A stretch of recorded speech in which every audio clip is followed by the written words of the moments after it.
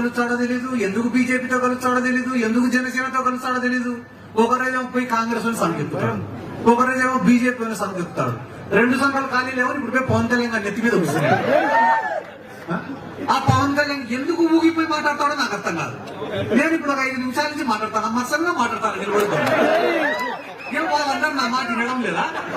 ఎవరో పక్క ఉండేటోళ్ళు నవ్వుకోవడం లేదా? ఎవరి మాట వాళ్ళది. ఆ మూల పోతాడు, ఈ మూల పోతాడు.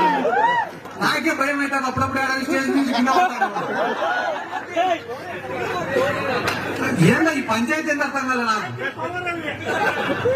ఎందుకు ఇవన్నీ కూడా చెప్తాను అంటే, మీరు కూడా అందరూ గుర్తు పెట్టుకోండి, మోసగానికి నాయకుడికి మధ్యన ఉండేటటువంటి తేడా ఏందనేది ఆలోచన చేయండి. మోసగాడు అనేవాడు ఎట్టుంటాడు రా అంటే, నీ కష్టాన్ని వాడుకుంటాడు, నా కష్టాన్ని వాడుకుంటాడు, నీ శ్రమను వాడుకుంటాడు, నా శ్రమను వాడుకుంటాడు, ఎదుగుతాడు. ఎదిగిన తర్వాత అందరినీ కూడా మర్చిపోతాడు. కానీ నాయకుడు అనేవాడు ఎదిగిన ప్రతి మెట్టును గుర్తు పెట్టుకుంటాడు, సాయం చేసిన ప్రతి గుండెను పైకి తీసుకొని వస్తాడు. జగన్మోహన్ రెడ్డిని నమ్ముకునే ప్రతి కార్యకర్త కూడా ఈ రోజు ఒక ఎంపీటీసీనో, జెడ్పీటీసీనో, సర్పంచో, మున్సిపల్ చైర్మన్, కౌన్సిలర్లో, కార్పొరేటర్లో, లేకుంటే కార్పొరేషన్ చైర్మన్ లో, ఎమ్మెల్యేలో, ఎంపీలో, రాజ్యసభ సభ్యులో, చిన్న చిన్న బీసీలు, ఎస్సీలు, ఎస్టీలు, మైనార్టీలు పెద్ద పెద్ద స్థానాలలో కూర్చొని కదా. పవన్ కళ్యాణ్ నమ్ముకునే ఏం చేస్తారు? సైకిల్ గుర్తు పట్టుకొని తిరుగుతారు. ఏం చేస్తారు? సైకిల్ గుర్తు. ఆ మాట అనకూడదు కానీ పక్కడంలో ఏం చేయమంటావు? ఎంత కంట్రోల్ చేసుకునే టెంప్ట్ చేస్తాను. నేను అడిగేది మళ్ళా వాస్తవమా కదా అని ఆలోచించమని మాత్రమే నేను చెప్తానా. వైసీపీ చెప్పేది రండి, తెలుగుదేశం వాడు చెప్పేది రండి, జనసేన వాడు చెప్పేది రండి. కానీ నిజమేందో ఆలోచించాల్సినటువంటి బాధ్యత ఇక్కడ ఉన్న ప్రతి ఒక్కడి పైన ఉంది. ఎందుకంటే మంచి చేసి కూడా ఓట్లు తెలుసలేకుంటేటన్నా మనం తప్పుడు వాళ్ళే గెలుస్తారు. స్టేజ్ పైకి ఎక్కిన వాళ్ళందరినీ 2 నిమిషాలు మాట్లాడు, 2 నిమిషాలు మాట్లాడు, 2 నిమిషాలు మాట్లాడంటే 2 నిమిషాలు మాట్లాడడానికి మేముండే తెలుగుదేశం వల్ల. తెలుగుదేశం వాడు ఏం చేయలే కాబట్టి 1 నిమిషంలో మాట్లాడి వెళ్ళిపోవచ్చు. ఎందుకంటే చెప్పుకునేదానికి ఏం లేవు. కానీ మేముండేది వైఎస్ఆర్ కాంగ్రెస్ పార్టీలో అన్నా. అసలు మహిళలు ఏడైనా ఆసరా ప్రోగ్రాం లేకపోయి మైక్ ఇస్తే వాళ్ళు లాక్కునే ఇవ్వడంలే మైకు.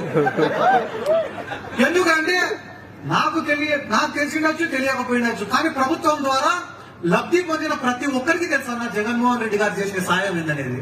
2,50,000 కోట్ల రూపాయలు ప్రజలకు ఇచ్చిన జగన్మోహన్ రెడ్డి గెలిచకుంటే ఏం చేశాడని గెలిచాడు సార్ చంద్రబాబు నాయుడు? ఏం చేశాడు చంద్రబాబు నాయుడు? మోసం చేసినాడు, మోసమే చేసినాడు చంద్రబాబు నాయుడు. అమరావతిలో రాజధాని కడతా అని చెప్పి భూములు కొట్టేసినాడు. నీరు చెట్టు కార్యక్రమాలు చేస్తా అని చెప్పి రోడ్లు వేయకుండా బిల్లు పెట్టుకొని తిన్నాడు. జన్మభూమి కమిటీలు అంటున్నా, ఈ జన్మభూమి కమిటీలు చెప్పడం మర్చిపోయినా. మా ఊర్లో ఒక రేషన్ కార్డు రావాలన్నా జన్మభూమి కమిటీ సంతకం పెట్టాలి, ఒక పెన్షన్ రావాలన్నా జన్మభూమి కమిటీలో సంతకం పెట్టాలా, ఒక ఎస్సీ కార్పొరేషన్ లోన్ రావాలన్నా, బీసీ కార్పొరేషన్ లోన్ రావాలన్నా, ఏం కావాలన్నా కూడా జన్మభూమి కమిటీలో సంతకం. లాస్ట్ మొగుడు పిల్లల సంసారం చేయాలన్నా వాళ్ళ సంతకం.